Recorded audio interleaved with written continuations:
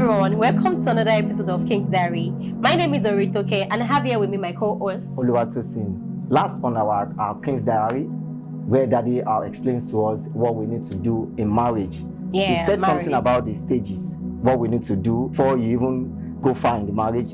The talking stage is very important. Very important. Very, very and important. And he actually said we should not stay long in that talking stage. Don't sit on it you too have much. to have vision. Like when you notice that your purpose or your visions are aligned, that you can move on to the next stage. Then you can also. And there's actually one thing I actually love too. He said before spiritual consultation in marriage, like most people just go for spiritual consultation. Yeah.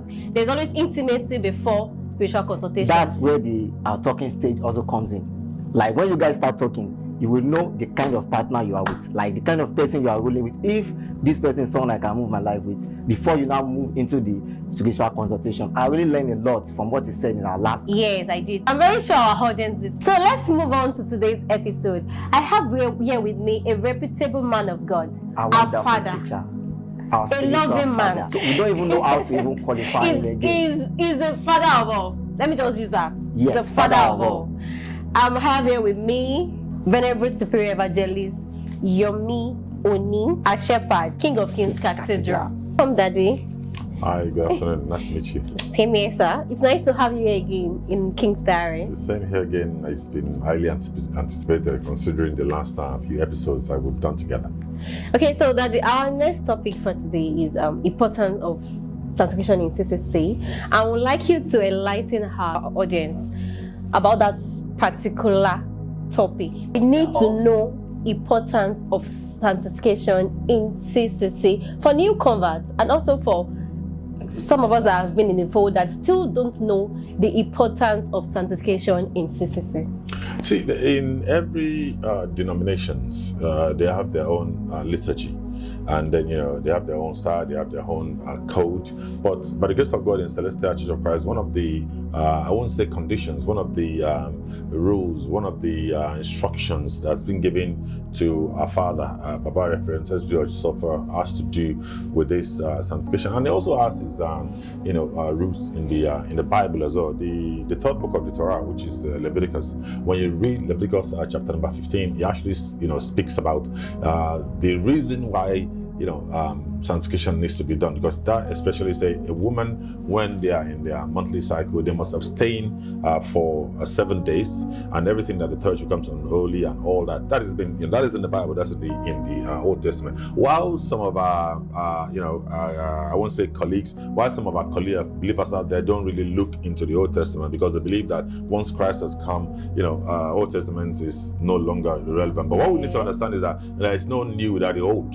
And then when you look at the infusion, you see Apostle Paul speaks about the Old Testament. Sometimes in the Bible, the book of Romans spoke about when Pharaoh and all his hosts, when they died in the Red Sea, he made affirmation to it that for this sake have I created you. So it's into it. So in Celestial Church of Christ, an instruction that God gave to Papa Shafa is that after that 7 days, every woman must come to the house of the Lord for them to be prayed upon, for them to be sanctified. It is a standing instruction. It's a stand, and it's not the one that we just wrote. And then when you look back in time, Baba Shapa is not as in quote as learned to have understood what the Torah have said. All these things is just it's new to him. But this instruction were just given to him by God, and then we must then understand that if this comes from someone that is not learned, we must know that it has been instructed by God. Okay, so Daddy, regarding the days when they are supposed, women are supposed to come for the sanctification, I would like you to also share the knowledge. Is it on the 7th day? Thank you. I was about to ask you that question too. Because there are some that will be that it's after maybe 8 days. The 7th day, they will not come on the 8th day. 8 days, yes. Some will even say on the 9th day before they come for the sanctification. Yeah, that's so true. Daddy, kindly share more light. The book of Leviticus 15, as I said earlier, is specific. And he said every woman during the cycle must abstain for 7 days. So abstinence means that 24 hours of one day, 24 hours is one day. So I mean, once you abstain for 7 days, it means that your sanctification is on the 8th day before you come, because it is there, it is written. It is not just verbal. It say they must abstain for 7 days. So if you have abstained for that 7 days, it means that you don't. If you come for a sanctification on the 7th day, you have not actually abstained for 7th day. You probably done 6 days or 6.5 day. It is specific. It said 7 days. Okay, so we can come to church on that 7th day for the They sanctification. must abstain for 7 days. Then they come back on the 8th day. Okay. Because you say, you must, abstain for 7 days. Yeah, we're talking about this 8th day, 7th day. So, but we have some of us that their menstrual cycle stops on the 3rd day. Yes. Do they have the grace to come on the 4th day to church? There's clarity in the instruction. They must abstain for 7 days. I mean, because of the biology or the cycle of individual bodies might stop early, but we know that in general it's actually 7 days. So that's why it's there for 7 days. There's some people that they probably go, what about the people that their stops at 4 days? Will you ask them to come? So it just gives a clarity, and it gives a window that 7 days you must come. Okay, so talking about abstaining, we have a different interpretation to meaning. So when we're talking about abstaining, I can come to church when I'm on my monthly flow and still not enter the main auditorium. I'll just be around the church with my mufti. So we've been hearing iffy laws like Emma was in church, don't come to church when you are on, you don't even come at all. Is this under the rules and tenets of the church, or it's just we normal people that actually had it to the doctrine? Okay, this I can't say rules. I'll probably cap it as a liturgy. It says a woman when they're in monthly flow, they must abstain from the church for 7 days. So whether you're wearing your mufti, whether you're wearing jeans, whether you're wearing, in as much as you're still in the circle of that 7 days, it is prescribed that you must abstain from the church, because it's still the same vicinity of the church. If you go to the White House now and you go on the grounds of the White House, you are still in the White House, although you haven't actually entered the building. You are still within the premises of that White House. But it is now. It's kind of watered down now, and it's difficult enough for us to kind of engage with it, because some people from where they're coming from, they're allowed to come to church like that in the mufti, or in as much as not going to church. So if we say we have to go back to being specific about it, except that maybe there's a new church that has just been built, and from the beginning they don't say this is the rule. But it's going to be difficult. It's going to be really difficult now for us to say, okay, oh no, all women, you must do this, you must do that, and then we will be having a lot of outcry because you look as if we're being sexist. Okay, so that what you're trying to say now is whenever they are on their monthly cycle, they shouldn't they literally come. I personally feel it's kind of rigid. Like there are some rules that are meant to be bent. We will still come to church, but you don't have the power or whatever to enter the auditorium, but you still be around the church auditorium. There are times that I personally want to come to church when I'm having my monthly cycle. I want to talk to God. I can't do that at home, but because there's this rule that you have to stay away from church for 7 days. So are there things we can do to that? See, one thing that you must understand is that whether the pastor founder is alive or not, the Bible is clear. The Bible is clear. It was in the time of Moses, it was there. In the time of Joshua, it was still the same in the Bible. After the demise of Joshua with Elijah and all the judges, is still the same thing. So it is there that it is the 7th day that they must do this, and they must not come to the church. Papa Oshofa was not learned; it was an instruction. It's still, the Bible has not been rewritten. But I think you might be saying that it's not written in stone, it's not rigid. See, one thing that you must understand is that Christianity is not about democracy. Okay. It's not. It's a theocracy. That is that it's instructions of God.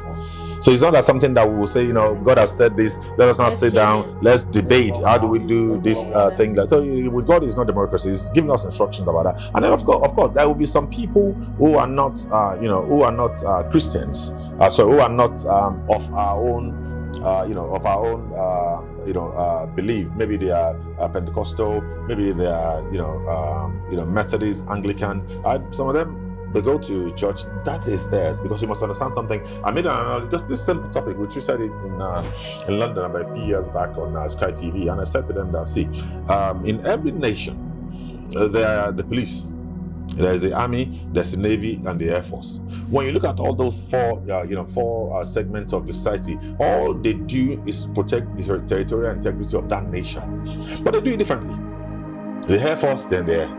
The navy, they're on the sea. The police, they do the day-to-day activities. The army, they're on ground as well, they go to war, but they still do the same thing, but they do it in a different way, and their rules of engagement and instructions are different. So because you are a Pentecostal, you go to Redeemed Seventh-day Adventist, you go to Ephraim and Seraphim, you go to Anglican, Methodist, or whatever you go to, if that's the prescription of God for you to worship in this form and this way, that's the prescription of God for you. So we will not say to you, because you go to that church, you have to follow what God has given to us, or we have to follow what God has given to you. And to move forward from that, one of the questions I was asked on Sky TV then is so what about if your members are about 15,000 or 50,000? How do you then deal with it? And I told them, I say, I should grow. We must have projections that okay, we are growing like this. This is this section that take care of this. Of course, when you have a church that is 100,000, you probably have a need for about 20 ushers, or whatever we call them in our church. And the moment that church grows to 5,000, you must understand that your usher will need to increase to take care of the number, the increase in the number. So of course, when we have done that, we then understand that, okay, although the people that take care of this side of the equation were 20 before, we are now enjoying numerical explosion. We need to do the same thing to correlate that. Okay, sir. This sanctification, is actually, if we keep going on and on, is wide. Yes. It's wide. We also have some that will be like, they can't come to the church and they are kind of shy. There was actually a conversation on Sunday when this Ifilo, we were having the normal Ifilo, and you must not come to church. And someone said, okay, even if they come and they contribute money, their money will enter. I just laughed, like. See, with that, we had a church like that in London. They're not Celestial again now. They kind of have their own standalone congregation. At that time, they allowed people to come into the church, even in their Astana and all that, because what they said was that, okay, these people, they need to come to church, they need to come and do this, how do I pay, how do I do this, how do I do this, how do I do the other. See, it is when we want to flout a law, when we want to flout a rule, we always find excuses for it.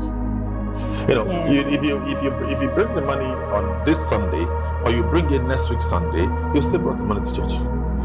Or if you have the account, if you have the account, if you want to do it, you do that. But what we're saying is that, in everything, we always find a way of bypassing it, or a reason why, my money will enter this and that. And when we give to God, I don't know of others, from my own perception, giving to God is your own personal